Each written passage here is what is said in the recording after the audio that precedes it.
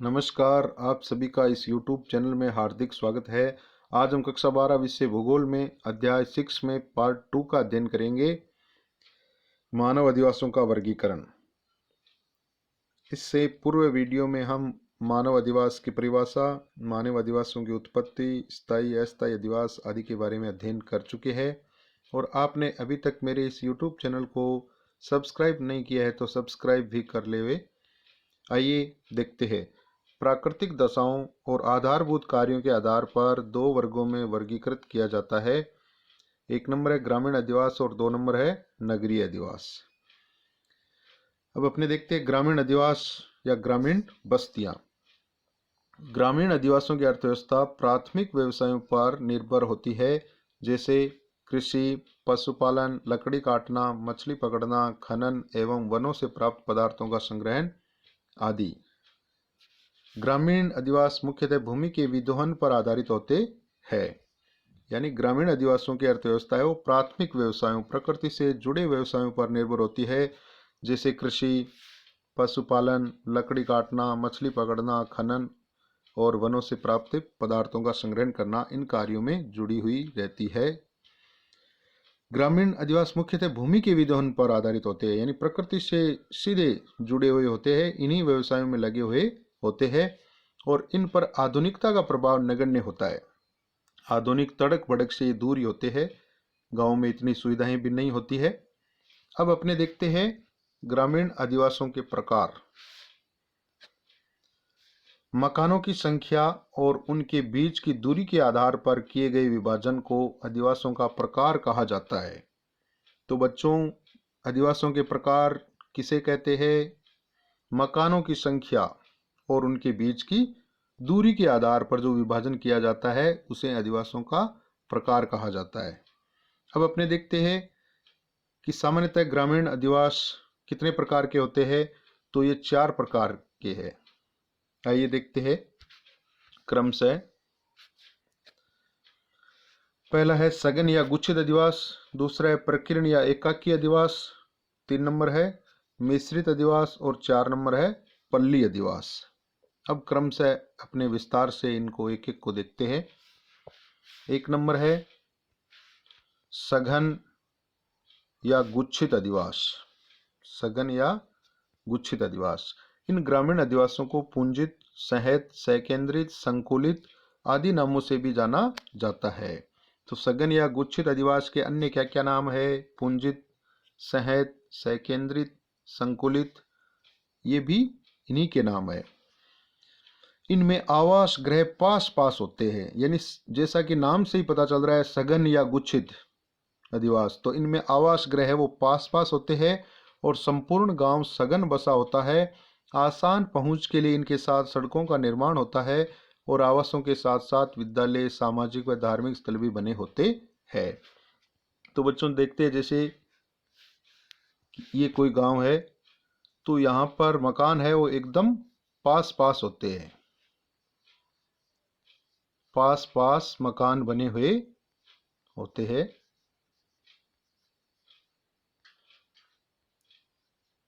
तो जैसा कि नाम है वैसे ही इसमें पास पास मकान बने हुए होते हैं। आइए आगे देखते हैं। अब सघन या गुच्छित अधिवास की विशेषताएं देखते हैं।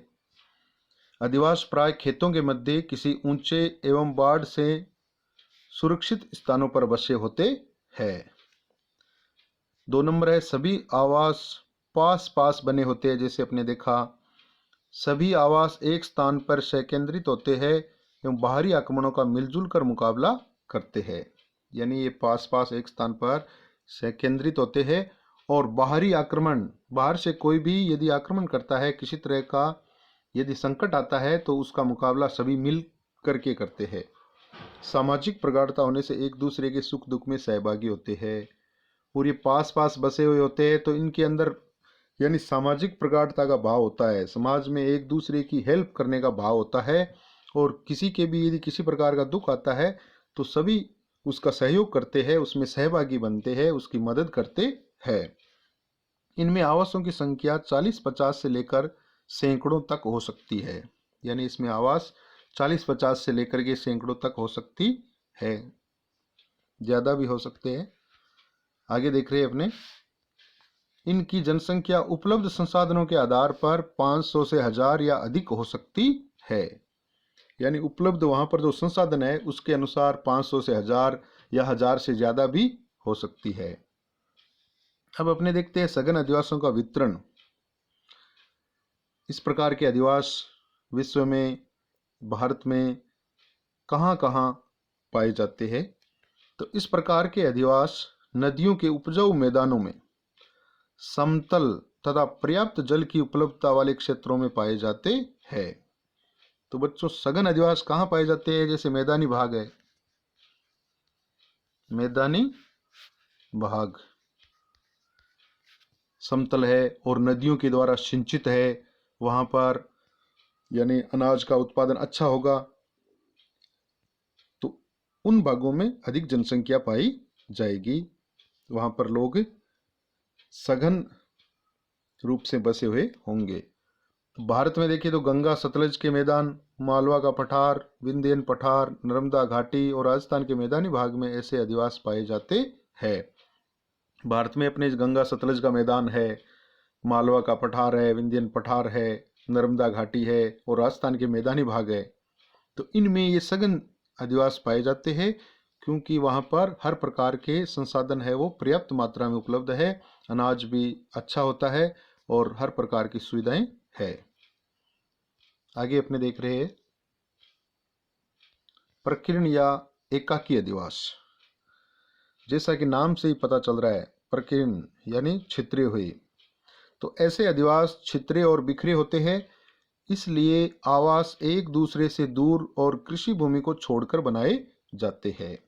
जैसा कि नाम है उसी के अनुसार, जैसे ये कोई एरिया है, अब यहाँ पर जैसे ये खेत बने हुए हैं, तो ये खेतों में प्राय एक मकान यहाँ है, दूसरा यहाँ है, तीसरा यहाँ है, चौथा यहाँ है, यहाँ पर है, यहाँ पर है।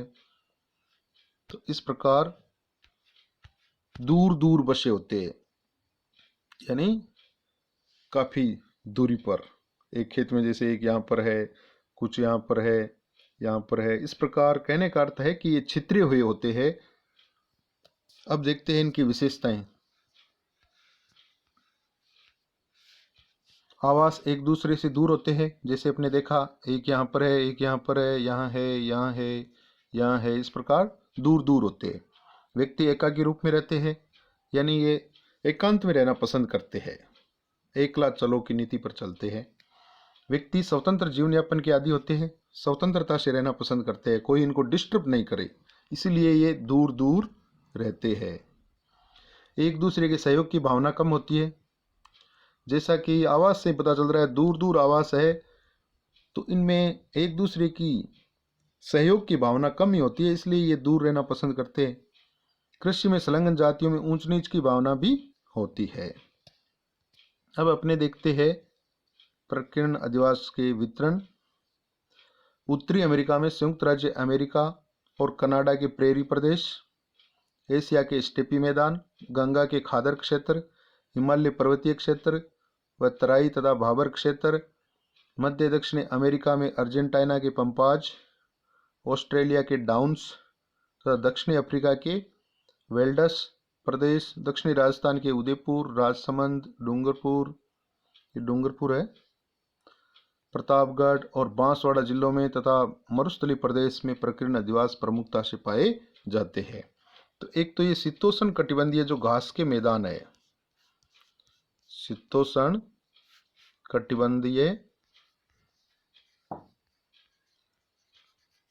कटिबंधीय जो घास के मैदान है, जिनमें यानी पशु चराने का काम करते हैं, तो यहाँ पर ये प्रकीर्ण रूप से, छितरे हुए रूप से बसे हुए होते हैं, ऐसे अधिवास देखने को मिलते हैं। ऐसे ही अपने भारत में देखें तो गंगा के खादर क्षेत्र, खादर, पांगर, तराई, भाबर, इनके बारे में अपने 11वीं कक्षा में पढ़ा है। खादर वो क्षेत्र होता है जहाँ पर नदियों के द्वारा बाढ़ का पानी पहुँचता है, हर वर्ष नई मिट्टी आकर के जमा होती है। तराई क्षेत्र, जैसे यहाँ पर हिमालय पहाड़ है तो इसके ठीक नीचे तो भाबर क्षेत्र होता है जहाँ पर कंकड़ पत्थर नदियाँ छोड़ती है, और उसके बाद में तराई क्षेत्र होता है, थोड़ा दलदली होता है। तो यहाँ पर प्रकीर्ण अधिवास देखे जा सकते हैं। और राजस्थान में अपने बात करें तो उदयपुर, राजसमंद, डूंगरपुर, प्रतापगढ़ और बांसवाड़ा, जो जहाँ पर्वतीय प्रदेश है यानी जहाँ पर पहाड़ियाँ हैं, वहाँ पर भी लोग दूर दूर बसे हुए नजर आते हैं, प्रकीर्ण अधिवास देखे जा सकते हैं। और मरुस्थलीय प्रदेश जैसे जैसलमेर, बाड़मेर आदि जो अपने पश्चिमी जिले हैं, वहाँ पर ऐसे अधिवास देखे जा सकते हैं। अब आगे देखते हैं मिश्रित अधिवास। इन अधिवासों को अर्ध सघन या अर्ध केंद्रीय अधिवास भी कहा जाता है। जैसा कि नाम से ही पता चल रहा है, मिश्रित अधिवास ये सघन व प्रकीर्ण अधिवासों के बीच की अवस्था होती है, जो सामान्यतया किसी परिवार की संख्या में वृद्धि होने से आवासों की संख्या बढ़ने के कारण उत्पन्न होते हैं। जैसे यहाँ उदाहरण दिया है, सांगोद कोटा तहसील का खुर्द गांव, सांगोद तहसील का खुर्द गांव जो कोटा जिले में है। तो मिश्रित अधिवास, जैसा कि ये एरिया है, यहाँ पर सघन बसे हुए है, गांव के बीच का भाग है। अब यहाँ पर पारिवारिक कारणों से, जैसे कुछ भाई भाई है वो अलग होते हैं तो यहाँ पर जाकर के बस जाते हैं, कुछ कई अन्य परिवार के यहाँ पर बस जाते हैं, जैसे 2 भाई है तो 2 घर हो गए। फिर कुछ परिवार है वो अलग होते हैं तो यहाँ पर आकर के बस जाते हैं, जैसे 2 या 3 है, 3 घर हो गए। इसके बाद में कुछ यहाँ पर बस गए, कुछ यहाँ पर बस गए, कुछ यहाँ पर बस गए, कुछ यहाँ पर बस गए। तो ये बीच का भाग तो सघन बसा होता है, और गांव के पास में ये जो खेतों में जाकर के लोग बस जाते हैं, तो इनको यदि हम सैटेलाइट से ऊपर से देखते हैं तो ये मिश्रित अधिवास नजर आता है। यहाँ पर तो सघन रूप से बसा हुआ है और बाहर बाहर यानी छितरे हुए कुछ कुछ घर है, दूर दूर है, ढाणियों में है, तो ये मिश्रित अधिवास कहलाता है। और ये याद रखना है, उदाहरण राजस्थान में सांगोद तहसील का खुर्द गांव जो कोटा जिले में है। अब अपने देखते हैं पल्ली या पुराना अधिवास। पल्ली या पुराना अधिवास, इसे पुरवा या ढाणी भी कहते हैं। इस प्रकार के अधिवासों में आवास एक दूसरे से अलग किंतु एक ही बस्ती में बसे होते हैं, इसलिए उन सब का नाम एक रहता है और बस्ती के अलग अलग भागों में अलग अलग जातियों के लोग रहते हैं। जैसे ये कोई एरिया है तो ये अधिवास का वैसे सबसे छोटा रूप होता है। यहाँ पर कुछ घर है, इसमें अलग जाति के लोग रहते हैं। यहाँ पर कुछ घर है, यहाँ पर अलग जाति के लोग रहते हैं, और यहाँ पर कुछ घर है, इसमें भी अलग जाति के लोग रहते हैं। तो ये इस प्रकार और छोटे छोटे एकदम समूह में बसा हुआ होता है, और पूरा गांव वैसे एक ही होता है, और अलग अलग भागों में अलग अलग जाति के लोग रहते हैं। आवास है वो एक दूसरे से दूर होते हैं परंतु एक ही बस्ती में होते हैं। अब आगे अपने देख रहे हैं वितरण। पर्वतीय प्रदेशों की निचली घाटियों तथा खनन वाले क्षेत्रों में इस प्रकार के आवास दृष्टिगोचर होते हैं। तो पल्ली अधिवास मुख्यतया पर्वतीय प्रदेशों की जो निचली घाटियां हैं, खनन वाले क्षेत्र है, उनमें इस प्रकार के आवास दृष्टिगोचर होते हैं। धन्यवाद।